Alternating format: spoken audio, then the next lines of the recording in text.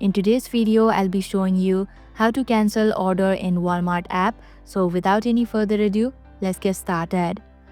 First of all, open Walmart app on your device and make sure you're logged in. Here, tap on the account icon in the bottom right corner to access your order history. Click on Purchase History option. Find and tap on the order that you want to cancel. You'll be able to see the order details including what's been purchased and its status. Look for the Cancel Order or Cancel Items option. If the order is still processing and hasn't been shipped yet, this option should be available. If it says cannot cancel, it might be too late, but you can try contacting customer support.